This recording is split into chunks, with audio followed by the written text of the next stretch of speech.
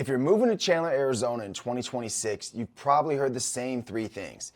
It's safe, it's family friendly, it has great schools. And while that's all true, it's also completely useless if you're actually trying to figure out if Chandler is the right fit for your life. So let's talk about what relocators actually miss when they move to Chandler, Arizona. One of the biggest mistakes I see relocators make is assuming Chandler feels like Gilbert or Tempe just because they're right next to each other, and it doesn't. Chandler is what I like to call a hub city because you've got direct access to both the 101 and the 202. Living in Chandler makes the entire valley feel closer. I've got clients who live in Chandler and commute to Scottsdale, others who work all the way in downtown Phoenix, some bounce all over the East Valley depending on the day, and that's way harder to pull off if you're in Gilbert, Queen Creek, or Santan Valley especially. So even if the houses look the same on paper, the way your days actually move is completely different.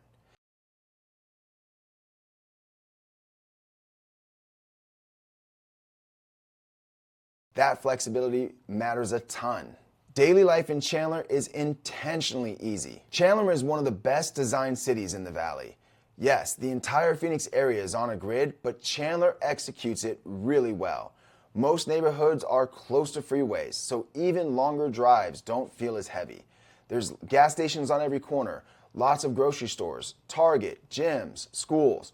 Almost everything you need day to day is going to be within a 2 to 3 mile radius of home. For relocators, that feels comforting. You're not relearning logistics every week. You're not spending your first 6 months trying to figure the city out. Life just works. Now, there's obviously got to be a trade-off. Things are going to feel pretty planned. You don't stumble into hidden gems here. You're not going to wander around and find a really cool spot by accident. You kind of choose your experiences up front, and for some people that feels a little sterile, but for others, that predictability is exactly what they're looking for. The cost of living shows up through your lifestyle. This is where expectations break. Chandler is not cheap Arizona. It's actually one of the more expensive cities you can live in the Southeast Valley. Companies like Intel drive up higher incomes, which quietly raises everything else. But here's the thing. Chandler doesn't feel expensive emotionally. What I mean by that is there's no luxury pressure. There's no keeping up with the Joneses vibe. Instead, costs show up through choices. More driving means more gas. You've got access to nicer grocery stores, which are going to cost you more money, like AJ's and Whole Foods. The gyms are going to be premium, so they're going to be more expensive as well. The golf courses in the area are going to cost more for a round. If you plan your life for that, you're going to be just fine. But if you're expecting Arizona to feel dirt cheap, you're going to be caught off guard. Chandler is built to handle the heat better than most. But let's be honest, heat is heat. 110 degrees is 110 degrees. It doesn't matter where you live in the valley. But Chandler actually handles things pretty well, and they reduce the friction of living here in the summertime. They have newer homes, which means better insulation. You got dual pane windows. Your HVAC systems are going to be way more efficient, and you're not going to bleed money all summer long on your utility bills. The neighborhoods are designed with shade and spacing in mind. Greenbelts aren't just decorative, they're functional. Pools are extremely common. Covered patios are standard. Homes are oriented north and south to manage the exposure a lot better. But there's gonna be a trade-off. The further you go south in Chandler to get those newer homes, the further away you are from the freeways. So if you're relocating and you know you're gonna be commuting, that's gonna be something you have to understand early. The winter and spring is why people stay in Arizona.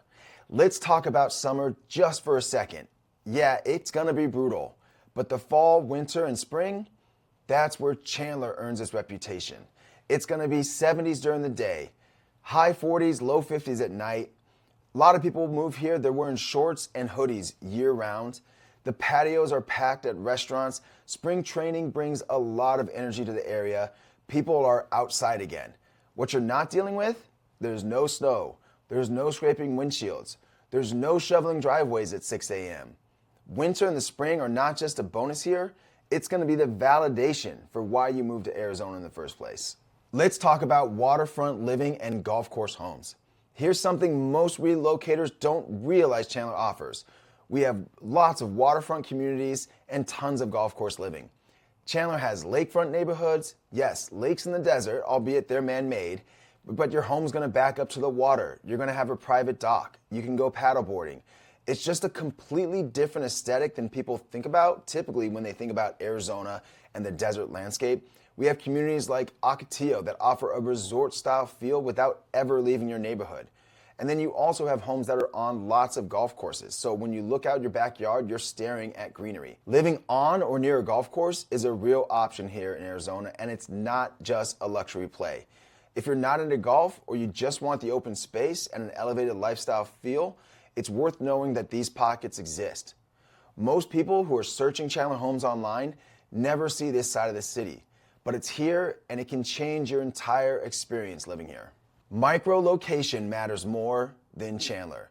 Now here's what I mean by that. Most people don't realize that two people can live in Chandler and have completely different experiences. North Chandler above the 202 has a lot of older, smaller homes. There's no HOAs. These homes were built in the 70s and 80s, almost always have a 2-car garage, around 1,500, 2,000 square feet, extremely established and less cookie cutter looking than Southern Chandler.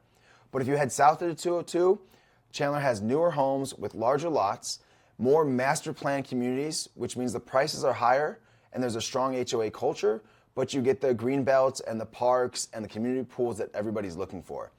Then we have downtown Chandler, and that is its own ecosystem. That's where the nightlife is if you stay in Chandler. We have restaurants, bars, walkability, nightlife. It's a totally different vibe. So when you're relocating, thinking about and choosing the right part of Chandler matters way more than just choosing Chandler itself. Homes in Chandler are designed for real life. They are practical. You're not going to see a ton of architectural drama.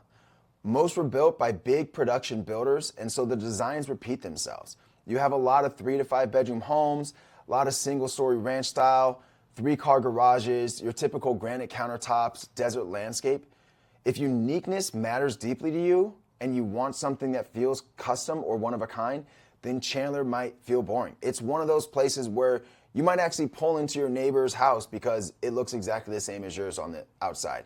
But if you care about livability, you care about the layout, the ceiling height, the storage, the functionality, especially in homes built post 2000, 2010, Chandler nails it.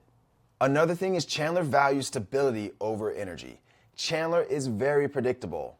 Outside of the downtown area, there's honestly not much nightlife. Restaurants skew towards change, and there's not like a huge food scene here. What you get instead is safety, clean streets, well-funded schools, and a family-first culture. Families and structured professionals are going to thrive here. People chasing spontaneity and nightlife usually don't. And that's not by accident. It's intentional. So who is Chandler really for? Chandler works best for people who want a newer home, a family-focused neighborhood, central freeway access to the rest of the valley, and a place to put down roots. It's not going to be ideal if you're looking for walkability, car-free living, or people who want constant buzz and spontaneity. We have that in Arizona, trust me, but it is not Chandler. So if you're relocating and you want flexibility, central access, and long-term comfort, Chandler is a really strong choice. You might live in Chandler, but you're not stuck in Chandler. Most relocation regret doesn't come from choosing the wrong state. It comes from choosing a city that doesn't match how you actually live. If you're thinking about moving to Chandler in 2026, I put together a free relocation guide that's going to break down all the fits and trade-offs and the most common mistake we see people move when they move to Arizona. It's linked in the description below. Chandler doesn't reward guessing, it rewards alignment.